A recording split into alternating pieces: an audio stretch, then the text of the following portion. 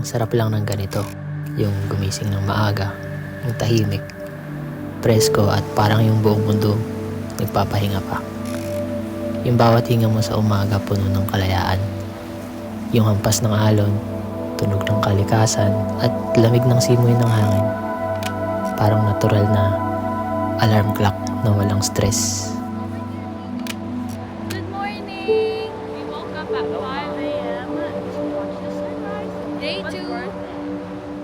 Look at that! Summer. Ito yung season na madalas lahat ng tao nakabakasyon. Wala nang pasok mga estudyante, kaya ito na rin yung oras para makasama ang buong pamilya. Matagal na rin namin pinapangarap na makapunta sa beach, lalo na namimiss namin ng mga beach sa Pilipinas. Kaya't nagdesisyon kaming lumipad sa Hawaii, ang paraiso sa Pasifiko. Open air, side by side we sway there in all the colors. Paglabas pa lang namin ng hotel, sinalubong na kami ng malamig na ihip ng hangin at halimuyak ng dagat. Ang unang stop namin, Waikiki Beach. Folded on the lawn chair in all the colors. Summer Naghanap kami ng pwesto para panoorin ang sunset.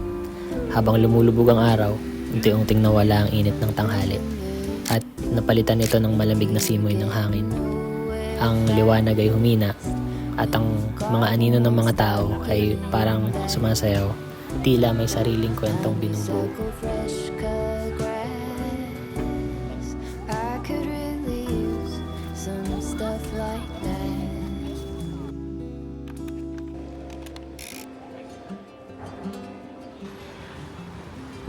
Hello! Day 2!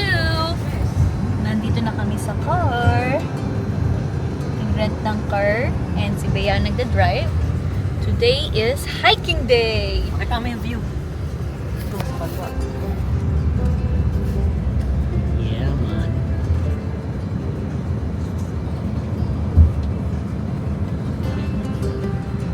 Kanina nanood kami ng sunrise. We woke up at 5:30. We had breakfast at McDo. Meron sila ditong spam and rice for Spam and breakfast. See you later, alligator. Maaga pa lang pumunta na kami ng Diamond Head, ang sikat na bulkan na halos tanaw lahat ng sulok ng Oahu. Habang papalapit sa trailhead, ramdam ko yung excitement at kaba.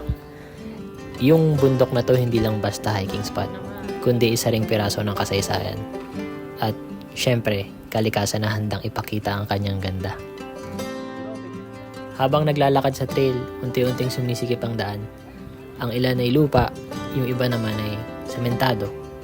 May mga hagdanang parang may personality na sinasabi sa bawat hakbang, kaya mo ba talaga to?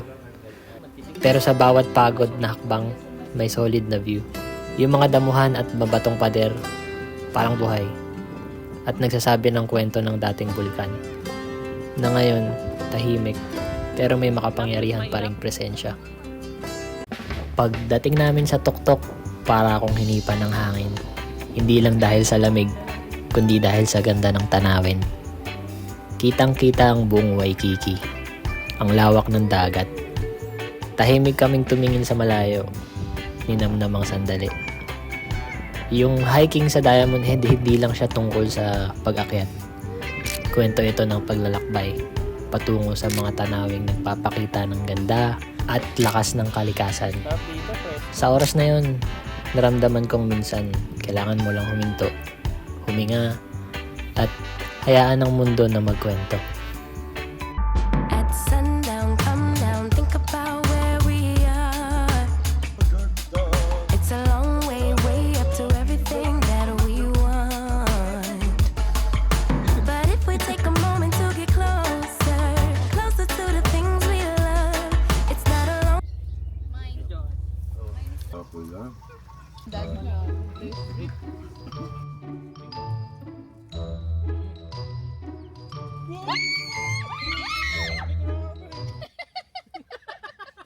Habang nagpipiknik kami sa park, bigla akong naisip kung gaano kabilis lumipas ang panahon. Ngayon, nag-picnic kami dito sa Hawaii. Pero parang kahapon lang nasa Tagaytay kami. Ganito rin ang eksena. Noon, mga bata pa kami. Walang iniintindi. Basta magkakasama. Ngayon, may kanya-kanya na kaming buhay. Trabaho. Kaya parang laging kulang ang oras kapag magkakasama. Ang saya lang ng ganitong pagkakataon. Simpleng picnic. Pero sapat na para maalala kung gaano kaalaga ang pamilya. Hindi ata ako magsasawa sa ganitong trip. Yung tanawin ng mga bundok, iba't ibang halaman, at sariwang hangin. Lalo na't kasama ko pa sila. Ang sarap lang talaga huminto sandali, makinig, at hayaan ang mundo na magkwento. Kaya naman, salamat Lord sa lakas at pagkakataong magsama-sama ulit. Ang saya lang talaga ng ganitong simpleng moment na puno ng biyaya at pagmamahal.